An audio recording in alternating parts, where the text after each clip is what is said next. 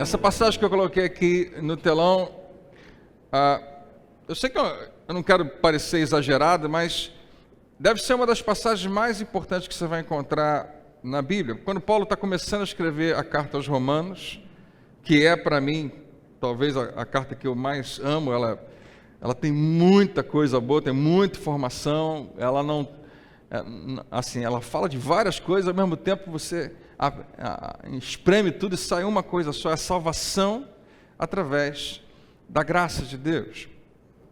E quando ele começa a falar no tema, já aqui no primeiro capítulo, em algum momento, depois que ele dá a sua saudação, ele começa a escrever: eu não me envergonho do Evangelho. Eu não tenho nenhum sentimento que não seja de alegria e de não ter o menor problema de me expor em relação a isso. Eu não me envergonho do Evangelho. E ele explica o que é o Evangelho, a boa nova de Jesus, a realidade de quem ele é e da sua obra, a realidade da unção que estava sobre ele, de como ela se manifestava na vida das pessoas. Do que Jesus veio fazer. Eu não me envergonho, porque o Evangelho é o poder de Deus para a salvação de todo aquele que crê. De todo aquele que crê em Deus, que crê em Jesus. E ele fala primeiro do judeu e também do grego, porque Paulo está vivendo numa realidade onde, quando se fala de Deus e de um Messias, isso se aplica especificamente a um povo judeu, pelo menos para eles. Mas quando Jesus aparece, ele mesmo, Jesus, se encarrega de dizer: não é mais só para uma nação, mas é para todo mundo, é para todas as nações, é para todo aquele que crê. Quando ele fala primeiro do judeu e depois do grego, ele está dizendo primeiro daqueles com quem Deus fez uma primeira aliança, mas agora está aberto para todo aquele que crê, todo aquele que não é um judeu, todo aquele que é um gentio. Quando você lê grego aqui, você pode entender dessa maneira também, para todo mundo. E ele continua dizendo: visto que a justiça de Deus se revela no Evangelho, na boa nova de Jesus, de fé em fé, como está escrito, o justo viverá por fé. Diga comigo, por fé. O título dessa mensagem é esse, é pela fé. E enquanto eu estava pensando, Senhor, eu estava me preparando para entrar aqui, eu queria que Deus confirmasse no meu coração. Eu estava com muita vontade de pregar. Eu preguei isso várias vezes aqui na igreja, no início da igreja, com muita frequência. Depois a gente fica um tempo longo sem pregar, e Deus colocou no meu coração: André, você precisa renovar esse entendimento na vida de cada membro dessa igreja, de cada pessoa que está aqui, que você tem contato, essa realidade que a gente sempre pregou aqui no início da igreja. E para tirar toda a minha dúvida, as primeiras duas músicas que a gente cantou aqui usavam essa expressão, né? A primeira música que a gente cantou é aquela Vou Avançando, né? Que fala exatamente isso, pela fé. A segunda música também, qual era a segunda música? Aquela também que fala Nada é impossível, estou vivendo pela fé, que é uma disposição. E quando Paulo escreve à igreja, o justo viverá pela fé, eu acho que a maioria de nós não entende a grandeza dessa frase. Essa é uma frase que não aparece apenas aqui. Ele está lembrando dessa frase que aparece umas 3 vezes no Antigo Testamento. A mesmíssima frase: o justo viverá por fé. Aquele que tem um encontro com Deus e resolve que vai andar com Deus, está escolhendo esse estilo de vida. A igreja precisa lembrar disso. Porque você vem à igreja domingo e você passa de segunda a sábado nesse mundo, e eu também. E o mundo não vive pela fé. E nós somos tentados a viver muito parecidos com eles. A viver por vista. A viver por circunstâncias. As circunstâncias me empurram para um lado e para o outro. Dependendo do que acontece, dependendo da notícia que eu ouço, eu simplesmente reajo a elas. E a Bíblia está dizendo: não, André, não. Você não vai andar pelos seus sentimentos, você não vai viver pelo que você vê, pelo que você pensa, pelo que você sente. Você vai viver pelo que Deus estabeleceu, pelo que Ele já disse que é. Esse é um convite e ao mesmo tempo um desafio. Eu queria desafiar você mais uma vez, a lembrar que se você está em Cristo, Ele te chama para uma vida muito maior do que a vida que você acha que é, né? Ele te chama a viver pela fé. Eu queria hoje, em alguns minutos, destrinchar um pouquinho para você o que significa essa vida pela fé. Mas antes de você tentar descobrir onde você está nesse versículo, a Bíblia diz que o justo viverá pela fé. Eu acho que todo mundo nessa igreja sabe que esse justo que está aqui nesse versículo, que Paulo está dizendo, está se referindo àqueles que foram salvos, àqueles que estão em Cristo. Porque se você quiser classificar como justo aqueles que nunca erram, que são sempre justos, que só fazem o que é certo, você não vai encontrar ninguém que se encaixe aqui nesse versículo. Você vai compreender que quando a Bíblia fala de justo, quando Deus chama você ou eu de justo, não é por causa da nossa capacidade, mas é pelo iníciozinho desse versículo, é pela justiça dele.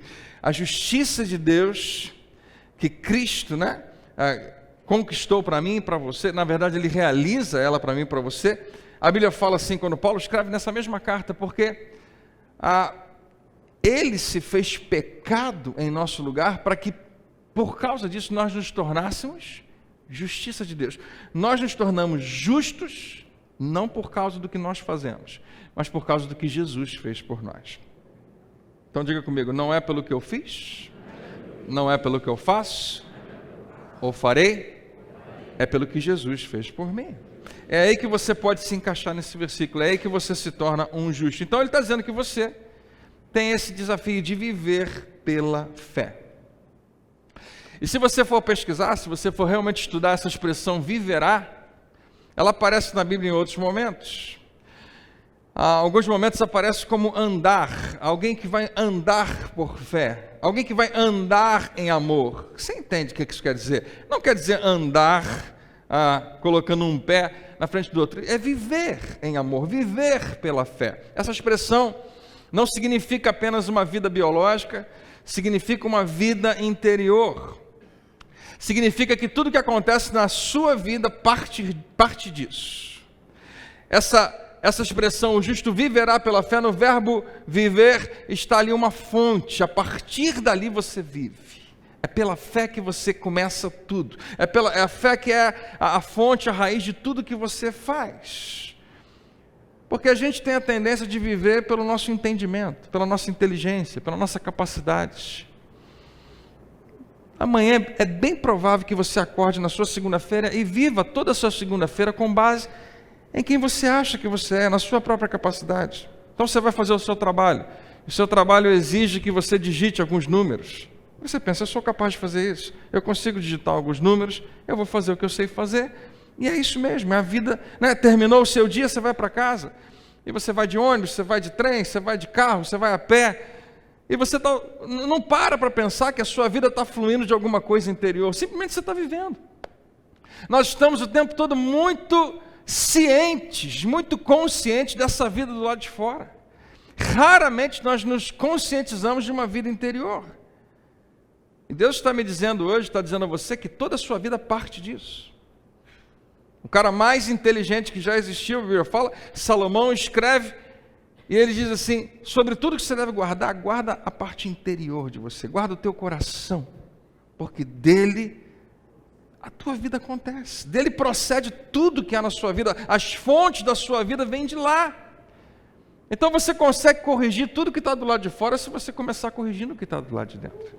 Se você começar ajustando aquilo que está no seu interior. Você não vive pela sua competência, você não vive pela sua força, você não vive pelos seus contatos. Tem muita gente que acha que vida é ter bons contatos. Eu te prometo que não é. Mas a promessa de Deus é que se você está nele, você pode viver pela fé. Fé não é mais um elemento na sua vida. É uma pena que muita gente nesse domingo hoje está em muitas igrejas pensando dessa maneira. No domingo eu trago a fé para a minha vida.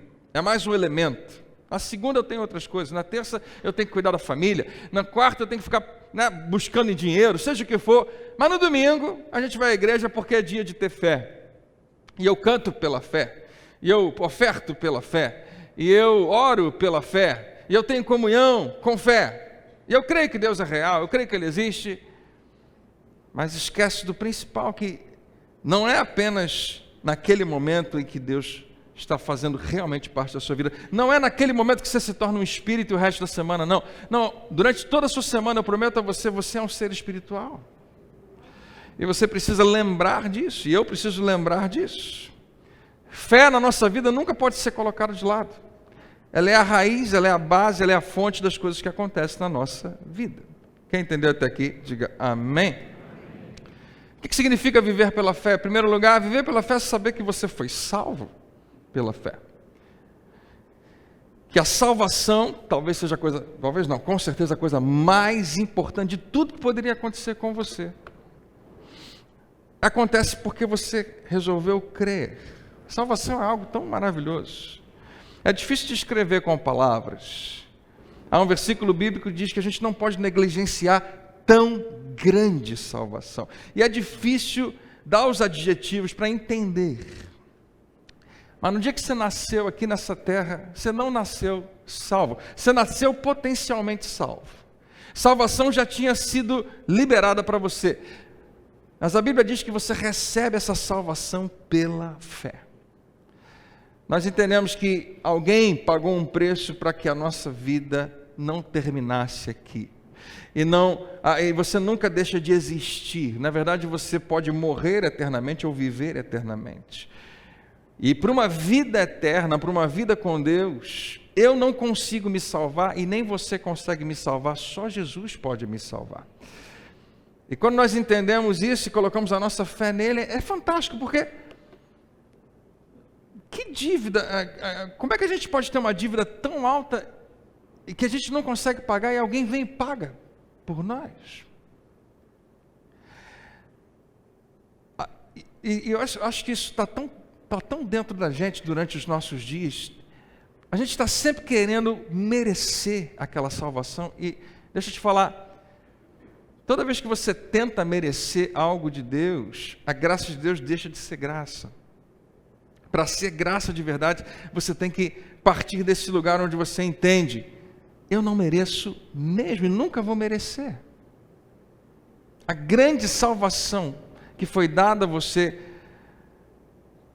é tão grande. Eu estou tentando achar as palavras e eu não consigo. Então, vamos descobrir o que a Bíblia fala a respeito disso. Paulo escreve aos Efésios e diz assim, porque pela graça sois salvos, mediante a fé. Isso não vem de vós, é dom de Deus. Não é algo que você consegue fazer, não é algo que você consegue merecer, não é algo que você consegue conquistar, você consegue apenas receber, como um presente, um dom de Deus.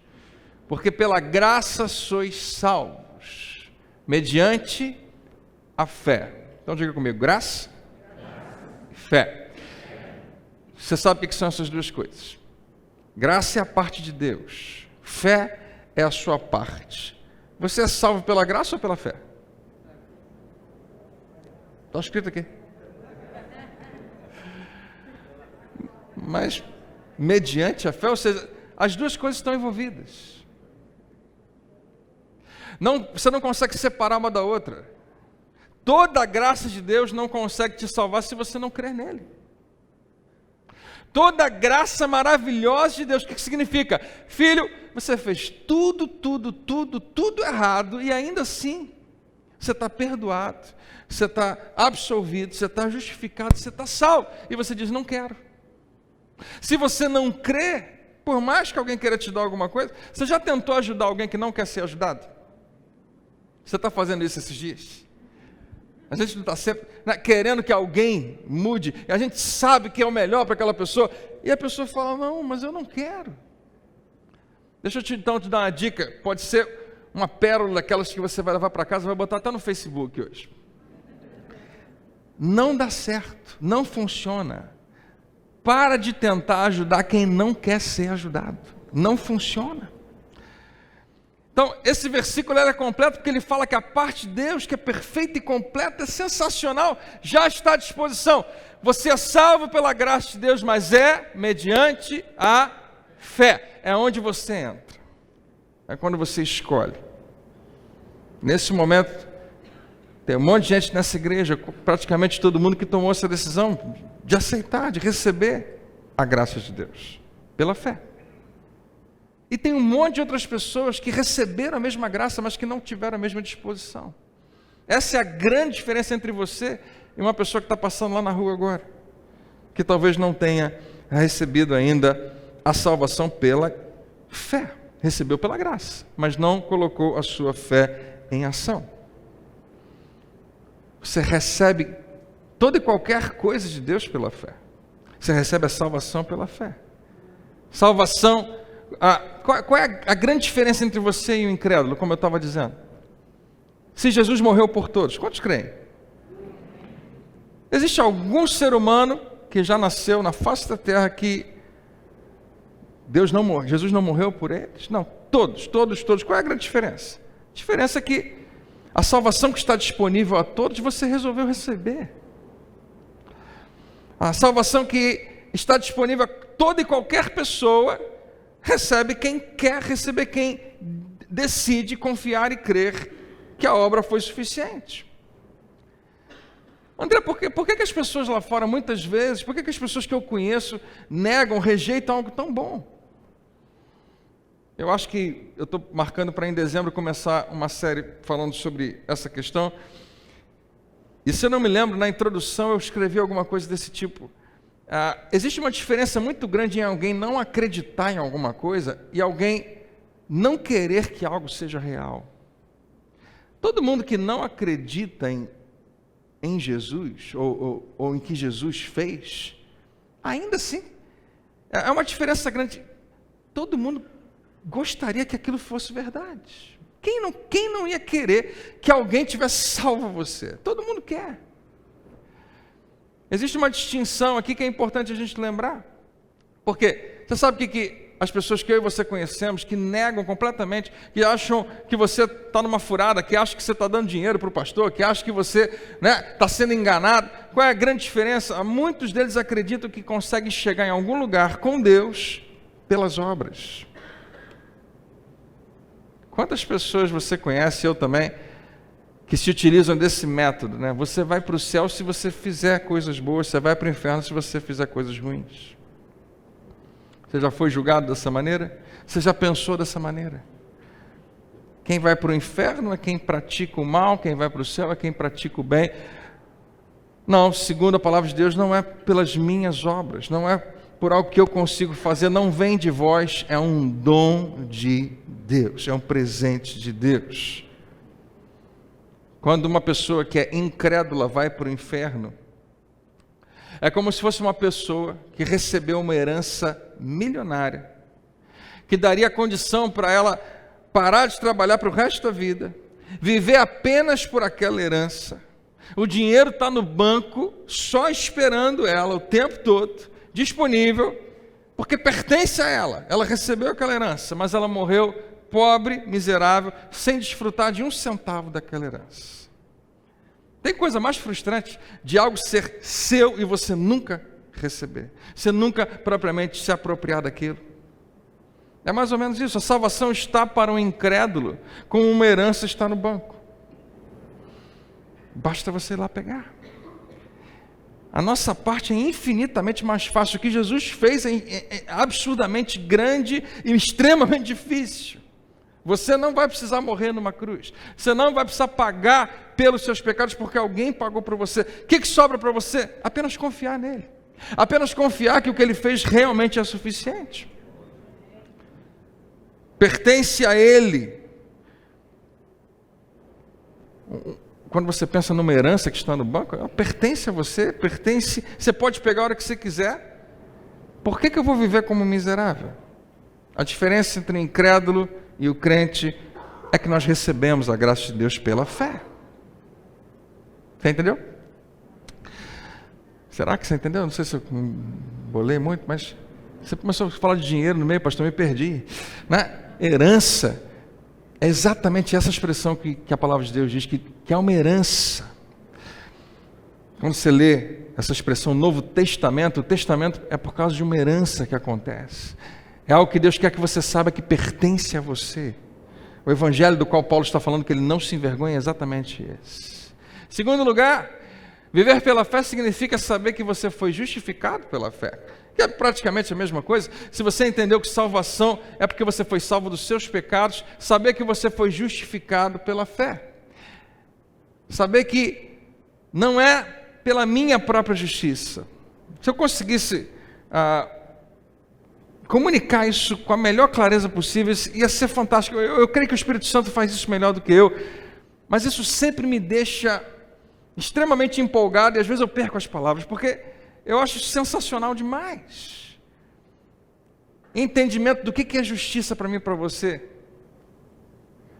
Nós queremos um mundo justo, nós queremos que tudo dê certo, só que quando a gente erra, a gente precisa muito que alguém seja gracioso com a gente precisa muito que alguém nos perdoe. E a verdade é que a Bíblia diz que nós já nascemos nesse mundo como pecadores. No dia que você nasceu, você já nasceu com essa herança de pecado. E eu não vou entrar no mérito do que acontece com crianças que morrem, cedo. Eu acho que Deus sabe exatamente como fazer isso, mas entenda, o princípio não é esse. O princípio é o seguinte: quando você nasce nesse mundo, você nasce como uma herança, com herança na sua vida de Adão. Pastor, o que eu tenho a ver com Adão? Quem errou foi ele, não tem nada a ver com isso. Do mesmo jeito que você não tem nada a ver com as decisões que seus avós e bisavós tomaram, mas que fizeram a sua vida ser como ela é hoje. A gente usa sempre aquela expressão, Existem alguns aqui que têm os seus avós que moravam na Europa e vieram para o Brasil. Por quê? Aí você nasceu brasileiro, podia ter nascido europeu. Você tem alguma coisa a ver com a decisão deles? Você tem tudo a ver. Você sempre vai ser um reflexo de decisões de pessoas, das decisões que nossos pais tomaram. Aliás, se você parar para pensar, quem você é hoje é um reflexo muito forte do que você viu na vida dos seus pais. E é muito difícil até se desarraigar disso, muito difícil. Nós recebemos essa herança. Então nós nascemos pecadores e nós estamos já fadados à destruição e à condenação. O que eu faço então? Tem que nascer outra vez. Então Jesus fala que se você não nascer de novo, você não entra no reino de Deus. Mas quando você nasce do Espírito, você nasce numa nova família, você nasce na família de Deus e você se torna justificado, justo em Cristo Jesus. De maneira que só existem essas duas famílias na terra: a família dos pecadores e a família dos justos. E essas duas famílias, elas estão por aí, e o que é sensacional é que todo pecador é um justo em potencial, porque o preço já foi pago. Mas a Bíblia vai me dizer que é pela fé que você recebe. Um dos versículos mais famosos dessa mesma carta de Paulo aos Romanos é o capítulo 3, no versículo 23, que diz que todos pecaram. Eu acho que hoje nem tanto, mas algum tempo atrás todo mundo só conhecia o versículo 23. Todos pecaram e carecem da glória de Deus. Deixa eu traduzir para você: todos pecaram e não conseguem alcançar o patamar que Deus estabeleceu. Você pode ser a melhor pessoa do mundo, melhor. Você nunca perde a paciência com ninguém. Você está sempre de bom humor. Você paga o preço que for para que o outro seja ajudado. Você é melhor que a Madre Teresa, você é melhor que todo mundo. Ainda a Bíblia diz que você é pecador.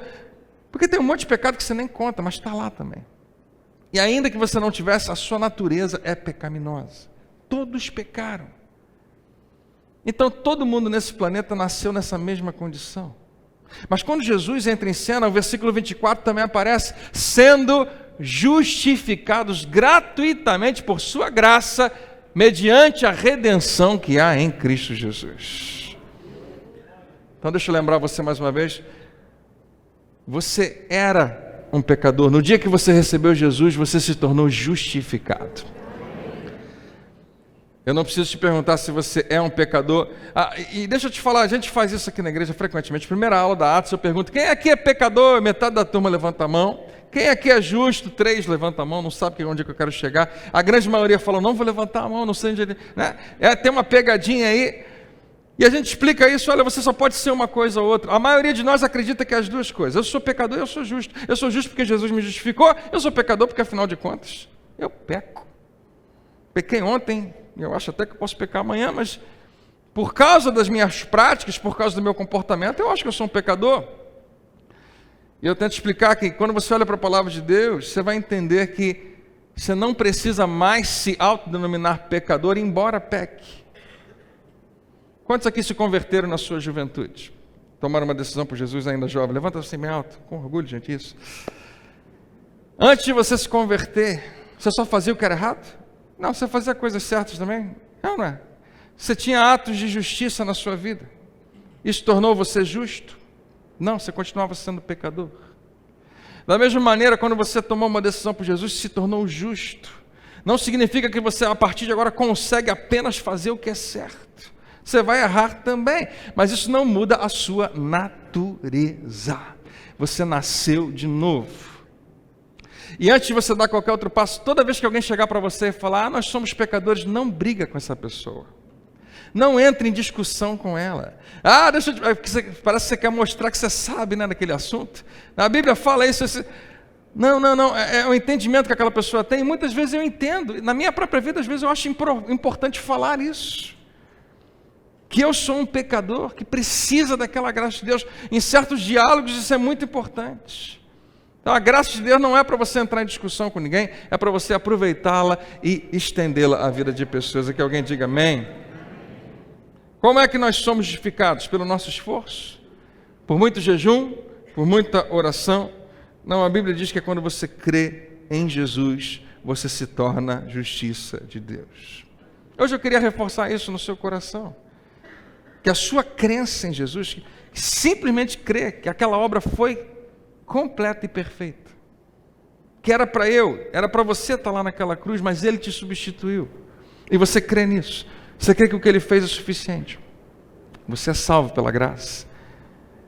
Você é justificado pela graça. Jesus já veio, fez a obra, morreu por nós, pagou o preço, fomos justificados. E agora você apenas responde a isso. Você sabe por que você deve orar, adorar, ofertar? Por que você deve jejuar? Por que você deve abençoar pessoas? Por que você deve ter comunhão? Como resposta àquilo que Ele já fez por você. Viver pela fé significa saber que você foi salvo, saber que você foi justificado pela fé. Viver pela fé é saber que você agrada a Deus pela fé. E todo mundo conhece esse versículo. De fato, vamos ler todo mundo junto?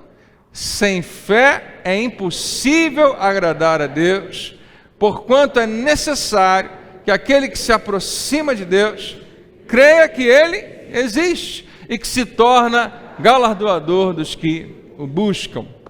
Se você está aqui nessa igreja, a grande maioria com certeza acredita que Deus existe.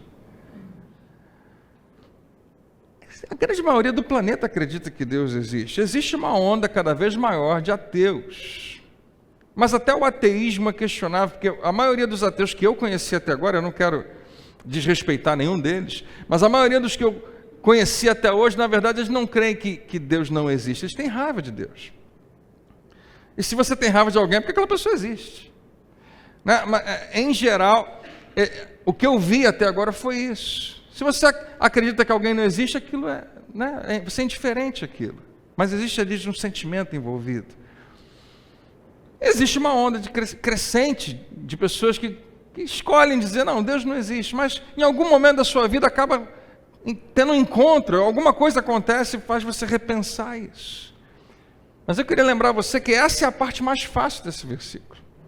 Ora, sem fé é impossível agradar a Deus. Não está escrito, eu não quero diminuir nem aumentar nem um pouco desse versículo, mas eu queria só apenas submeter a você que eu acredito que com fé é impossível não agradar a Deus. Quando você confia nele, você já se coloca nessa posição de agradá-lo. De fato, é o que ele mais quer. Quando você olha para a Bíblia, parece que Deus está gritando, o que eu mais quero, o que eu mais amo, o que eu mais queria ver, é você confiando em mim. Você vai ver isso o tempo todo. Com fé, eu acho que é impossível não agradar a Deus. Você vai agradá-lo facilmente quando você confia. Ele poderia ter colocado sem amor, é impossível agradar a Deus. Ele poderia ter colocado sem oração, é impossível agradar a Deus. Sem santidade, é impossível agradar a Deus. Sem zelo pela obra. Por que não está isso aqui? Porque fé é a substância de cada uma dessas coisas. Amar sem fé, na verdade, é fingimento. Orar sem fé é falar com as paredes. Existe um amor que é carnal e é sentimento, dá e passa. A mesma pessoa que ama hoje odeia depois, mas quando você confia em Deus e crê no amor dele fluindo através da sua vida, é indiferente quem é a outra pessoa, não importa se é amigo ou inimigo. Jesus falou que você pode amar e orar por essas pessoas. Não é pelo que ela pode ou não pode fazer por você, mas é apenas uma resposta: eu amo, não porque você merece ou deixa de merecer, eu perdoo não porque você merece, mas porque Ele já me perdoou, porque Ele já me amou. Santidade sem fé é obra da carne, é obra exterior, é tentativa de mudar o que está do lado de fora, e não muda nada do que está do lado de dentro. Então é fácil entender por que o escritor aos Hebreus coloca aqui: essa é a raiz, essa é a base, essa é a fonte. Sem fé é impossível agradar a Deus. Fé é o que agrada a Deus, porquanto é necessário que aquele que se aproxima de Deus creia que Ele existe. Isso é tão óbvio. O cara que escreveu, o escritor aos Hebreus, sabia muito bem: o que eu estou escrevendo é tão óbvio, todo mundo sabe. Se você está se aproximando de alguém, claro que você tem que crer que essa pessoa existe. Claro que você tem que crer que Deus existe. E deixa eu dizer uma coisa: eu acredito que você não tem que ter vergonha nenhuma em dizer: pastor, teve um momento na minha vida que questionei a existência de Deus. Eu, de vez em quando, eu tenho crise, eu tenho dúvidas, eu tenho algumas questões. Deixa eu te falar, você não está sozinho. Tem um monte de gente na Bíblia que também experimentou isso. E eu e você também. Isso faz parte da nossa humanidade. Às vezes sentimentos nos esmagam e fazem a gente repensar toda a nossa vida. Você é humano como eu, então não tenha crise em relação a isso. Mas, uma vez que você se aproxima de Deus, em algum momento você acorda para a palavra dele, Ele fala com você, e não é difícil para você entender que Deus existe. Quantos aqui falam com Deus todo dia? Você não está falando com qualquer força cósmica, você crê que Ele é um Deus pessoal, que Ele é um Deus real. Mas não completa aí, o versículo não terminou aí. A fé que agrada a Deus é a fé que acredita que Ele existe, mas também que Ele se torna o galardoador dos que o buscam. Que é uma expressão que a gente não usa todo dia. Ninguém fala sobre galardão e galardão. Quando a gente fala em galardão, o pessoal pensa em céu. Ele está falando aqui de algo daqueles que o buscam. É o recompensador, é o premiador, é o que abençoa. Não adianta você crer que Deus existe e esquecer que Ele é bom. Quando você confia em Deus, a sua confiança está atrelada nesse atributo maravilhoso, de que Ele é por você e não contra você. Se eu pudesse olhar nos seus olhos, de cada um, e dizer isso para você, eu acho que é isso que Deus quer que você saiba hoje. Ele é por você. Ele é a teu favor, Ele não está contra você. Até quando parece que as coisas que estão acontecendo não fazem sentido, onde é que Deus está? Ele quer que você saiba: eu estou do teu lado. E eu sou por você. Eu estou com você. Eu moro em você. Eu nunca vou te deixar. Nosso problema é um problema de ótica, um problema de visão. A gente só consegue ver um pedacinho do que Deus está fazendo, e na verdade Ele está fazendo algo muito maior.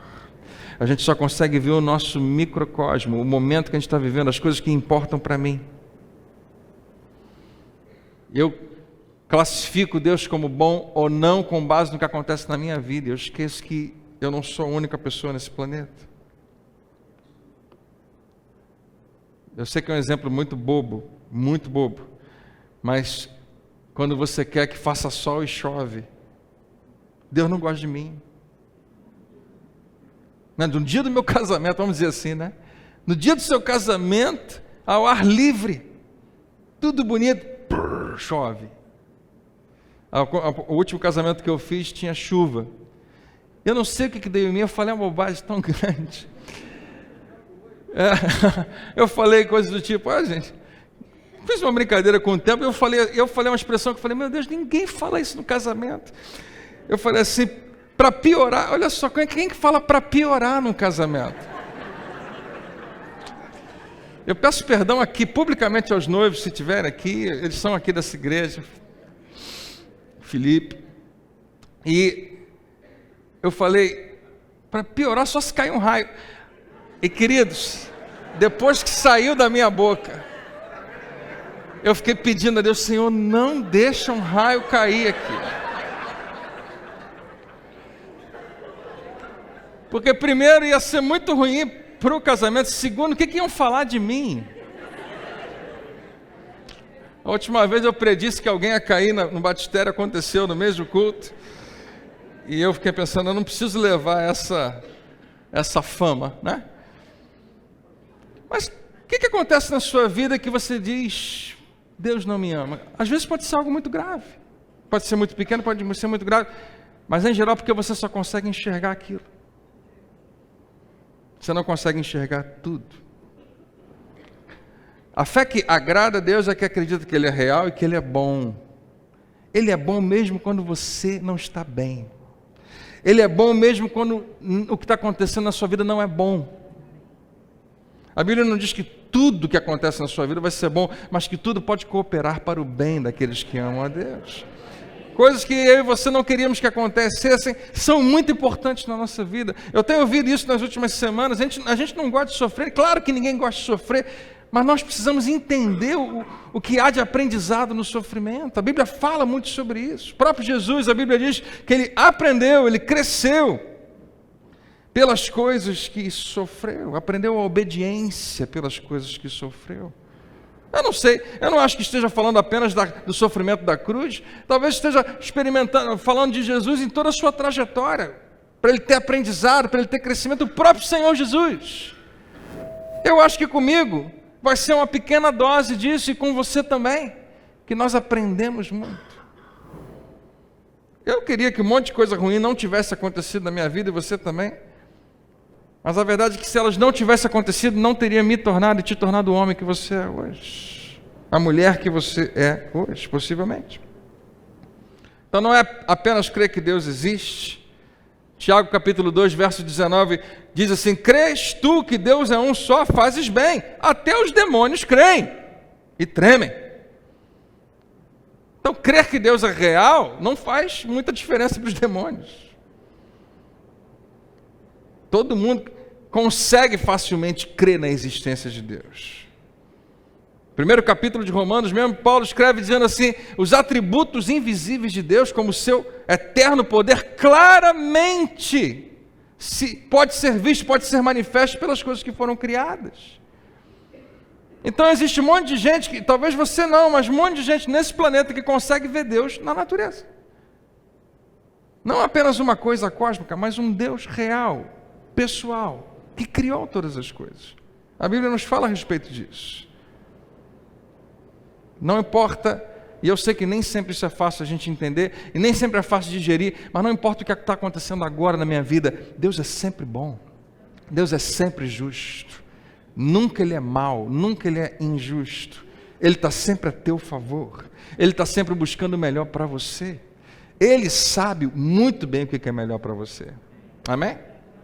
Por fim, viver pela fé é saber que você recebe de Deus pela fé. Você não recebeu a salvação, a justificação pela fé, você recebe toda e qualquer outra coisa de Deus pela fé. Veja o que diz Mateus capítulo 9, um pequeno episódio de Jesus, falando assim, partindo Jesus dali, seguiram-no 2 cegos, clamando, tem compaixão de nós, filhos de Davi. Tendo ele entrado em casa, aproximaram-se os cegos de Jesus e lhe perguntou, credes? Quando esses homens se aproximam de Jesus, eles falam, tem compaixão de nós, que? Filho de Davi. Por que Jesus faz essa pergunta para eles? Porque agora tinha um monte de gente chamando Jesus de filho de Davi. Filho de Davi significava aquele que a gente estava esperando, o Messias. Mas essa era a grande questão. A maior parte do povo estava na dúvida se ele era ou não era o Messias. Os fariseus diziam, não pode ser. Tinha um grupo de judeus imensos falando, não, o Messias não pode vir de Nazaré, tem que vir de Belém. Nem sabia que Jesus tinha nascido em Belém. E é uma crise, uma confusão, mas algumas pessoas se aproveitavam, porque eu quero alguma coisa de você, eu te elogio de uma maneira que você vai confiar em mim. Era uma bajulação muitas vezes. A mulher Ciro-fenícia, a mesma coisa, filho de Davi. Ela nem sabia o que ela estava falando, ela nem sabia que era Davi. Ela não era daquele lugar. Mas eram pessoas que se utilizavam de palavras para conquistar a atenção de Jesus, para ver se ele atendia algo que eu quero. Então Jesus pergunta, a pergunta mais importante de todas: vocês realmente acreditam? Credes que eu posso fazer isso? Responderam-lhe: sim, Senhor. E aqui que eu fico meio, assim, confuso não é a palavra, mas abismado. Será que eles criam mesmo? Porque é tão fácil que eu perguntar para você crê? Creio. É tão fácil a gente simplesmente responder a maneira mais bíblica, a maneira mais cristã de responder: eu creio. Você crê que Deus pode te curar? Creio. Você crê que Deus pode salvar o seu marido? Creio. Você crê que Deus pode... E ao mesmo tempo que a gente diz, eu creio. Você crê que Deus pode salvar o meu marido? Claro, eu creio. Mas aquela peste... Eu creio, mas não sei não. Eu acho que a revelação está nesse versículo seguinte. Se há alguma coisa que eles estão apenas falando, e aí que você tem que saber medir. Sabe, um dos versículos que eu mais preguei aqui nessa igreja, até hoje, é da figueira. Quando Jesus vai lá e amaldiçoa a figueira. A figueira, ela tinha folhas e não tinha frutos. Ela parecia ter alguma coisa muito boa, mas não tinha. Eu acho que é como essas pessoas que falam, eu creio, mas na verdade não creem em coisa nenhuma. O fruto não aparece. Tem apenas uma aparência de que tem frutos. Como é que a gente sabe que esses caras estão sendo sinceros? Então lhe tocou os olhos, dizendo, e agora que está a parte mais legal, Jesus não diz, então, seja curado. Não. Você crê? Então faça-se-vos conforme a vossa fé. Sabe o que Jesus... Eu não quero, mais uma vez, aumentar o que a Bíblia diz, eu não sou capaz disso, mas nas entrelinhas eu consigo ler isso. Se vocês creem mesmo, vamos ver agora. Vai acontecer conforme a sua fé. Qual é a sua fé? O que você crê? Aonde que você tem que depositar a sua confiança? Você tem sido dominado pelo medo? Eu conheço pessoas que morrem de medo de certas coisas acontecer e não percebem que elas estão acreditando que aquilo vai acontecer. E é triste demais, mas faça-se-vos conforme a sua fé. Se é isso que você acredita, vai acabar acontecendo. Você tem que se livrar disso. Mais de 300 vezes na Bíblia, não temas, eu sou contigo. Faça-se-vos conforme a vossa fé. Conforme você confiar, no nível, no grau que você confiar, vai acontecer na sua vida. Eu creio, Jesus, que você pode curar um olho. Então você vai ser curado de um olho. Porque vai ser feito conforme a sua fé. Mas você não é poderoso para curar os dois? Eu acho que sou. Sou poderoso para curar os dois e botar mais 4, se você quiser. Mas qual é o tamanho? Até onde você consegue confiar? Quem está entendendo, diga amém. Então lhe tocou os olhos, dizendo, faça-se-vos conforme a sua fé. Eu penso que ele está dizendo a mesma coisa para mim e para você hoje. O final da história é muito bom. Eles receberam a cura. E não era porque Jesus é bom apenas, e não é porque ele é poderoso apenas, mas porque eles realmente creram e confiaram nele.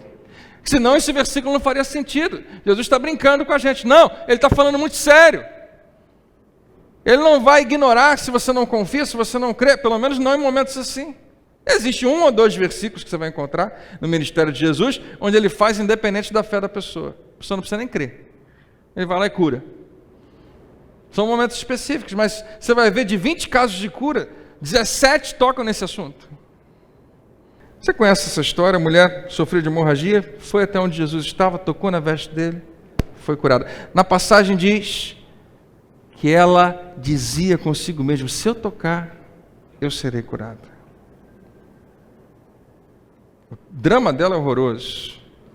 Está tudo dando errado para ela. 12 anos sofrendo com sangramento, o médico não resolve, o tratamento não resolve, o dinheiro já foi embora. Tendo ouvido a fama de Jesus, ouviu falar de Jesus, foi por trás dele, tocou na veste, foi curada. E a Bíblia narra então que ela dizia consigo mesma, eu vou fazer e eu vou ser curada, eu vou ser curada. O que ela está dizendo? Eu creio, eu confio. Tanto confia que no final da passagem, Jesus fala para ela, filha, a tua fé te salvou.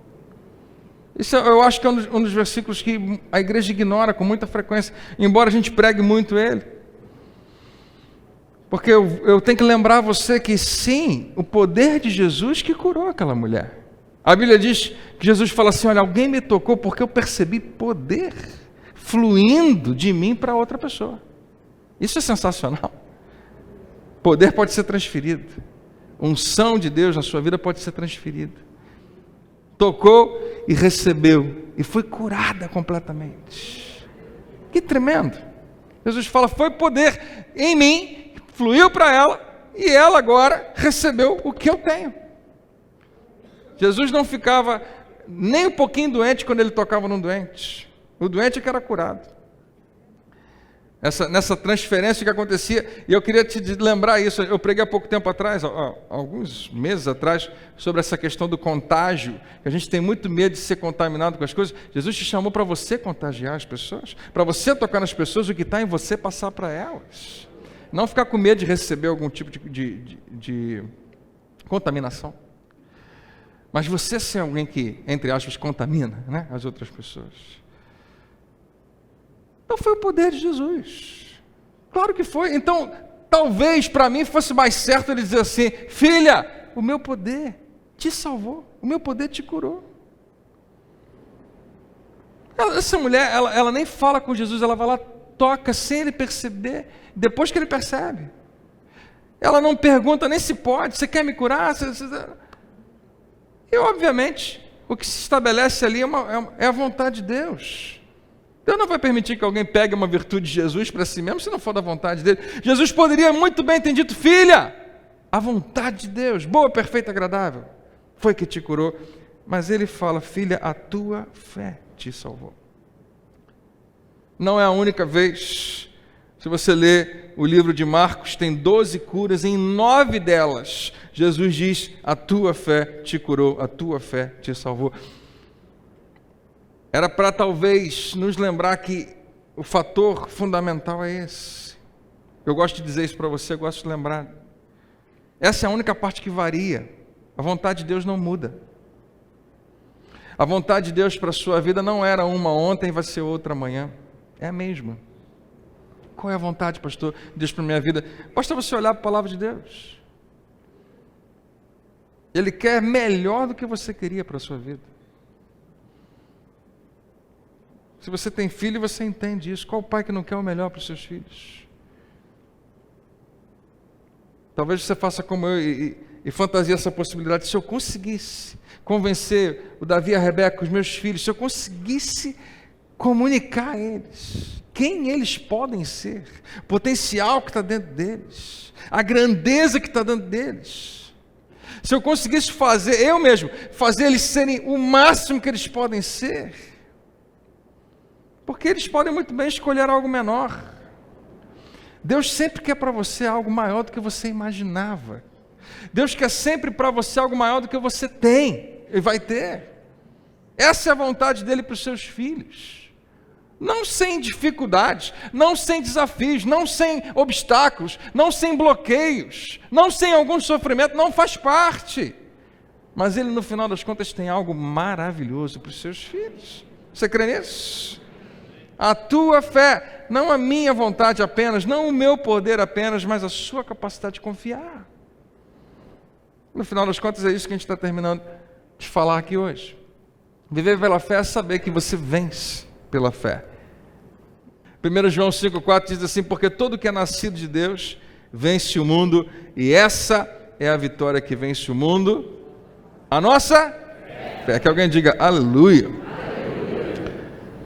Por que a gente está trazendo isso nessa noite para você? Eu acredito que nada disso acontece automaticamente. Ninguém aqui está acostumado a viver de domingo a sábado pela fé. Quando você passa por qualquer dificuldade, quando você passa por uma dificuldade financeira, qual é a sua tendência? Qual é a minha tendência? Quando eu fico ansioso e preocupado? Alguma coisa tem que acontecer para eu ter mais dinheiro. Eu preciso de mais dinheiro porque eu tenho que pagar isso, aquilo outro. Quando você está sofrendo com algum tipo de enfermidade, qual é a tendência que é em você? Eu preciso que alguma coisa aconteça para resolver esse problema. Eu preciso de que aquele médico traga a solução, de que aquele tratamento finalmente funcione. E deixa eu submeter a você. Talvez o que você precisa não é de mais dinheiro. Talvez o que você precisa não é de que um médico muito bom apareça no seu caminho. Tudo isso pode acontecer e pode ser muito bom. Talvez o que você precise é finalmente começar a confiar em Deus. Talvez o que você precisa seja de mais fé. Porque tem muita gente que conseguiu ganhar mais dinheiro e perdeu a sua fé. Porque o dinheiro resolveu, aparentemente, o seu problema. E deixa eu te falar, eu acredito que dos segredos da caminhada com Deus é saber que Ele está nos ensinando cada passo que a gente dá. Como um pai, eu sou pai, né? Já te falei de um rapaz e uma moça, Davi e a Rebeca. E na intenção de protegê-los, eu posso muito bem roubar deles alguma coisa. Eles podem tomar uma decisão errada e ter que pagar um preço por aquilo, e eu dizer, não quero que eles paguem esse preço, não quero que eles sofram essas consequências, porque eu os amo muito, e na verdade, o meu amor por eles deveria ser, não filho, você precisa sofrer essas consequências. O meu amor por eles deveria dizer, olha, você precisa entender o que você fez, e os limites que você tem.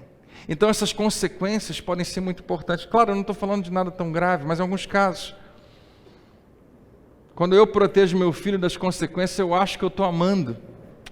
Quando Deus permite que certas coisas aconteçam na nossa vida, não significa que Ele deixou de nos amar. Significa que Ele tem um plano maior, um pouco mais à frente. Que existem coisas que você não está enxergando. Mas Ele ama você. Ele não quer te dar um dinheiro para você gastar hoje. Ele quer que você ganhe muito dinheiro amanhã. Quem está entendendo, diga amém.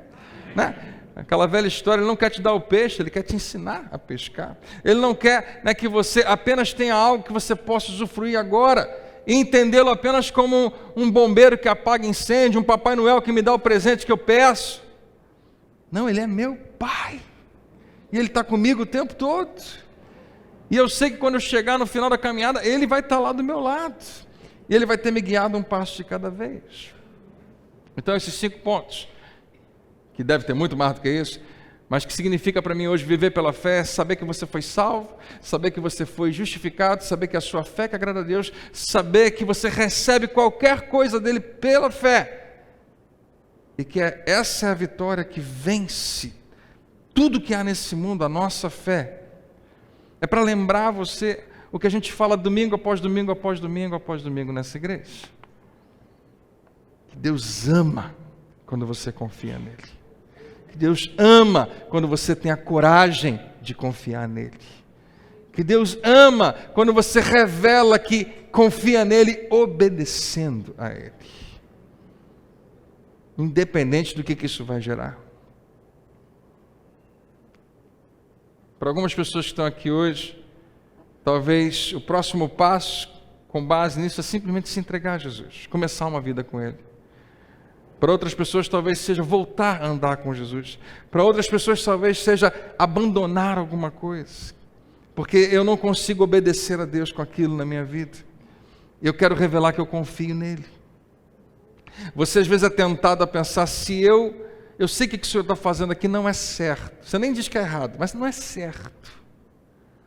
Mas se eu parar de fazer, da onde que eu vou tirar o dinheiro?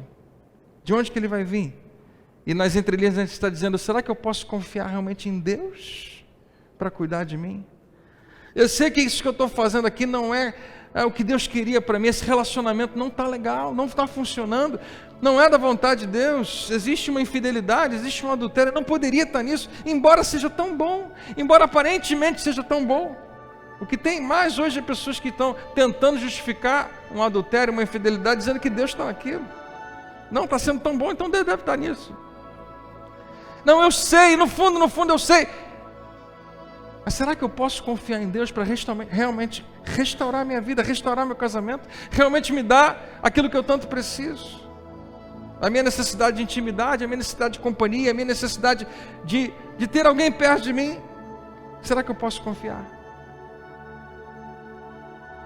Não, eu sei que o que eu estou fazendo eu não deveria estar fazendo, mas se eu parar de fazer, quem vai poder me salvar? E Ele quer que você saiba, filho, eu estou no mesmo lugar, eu estou no mesmo trono, eu estou observando você. Quando meu filho era bem pequenininho, Davi, no Parque Fluminense tinha uma piscina, ainda tem, se não me engano lá, uma piscina de criança. Ele era tão pequeno, ele não conseguia subir.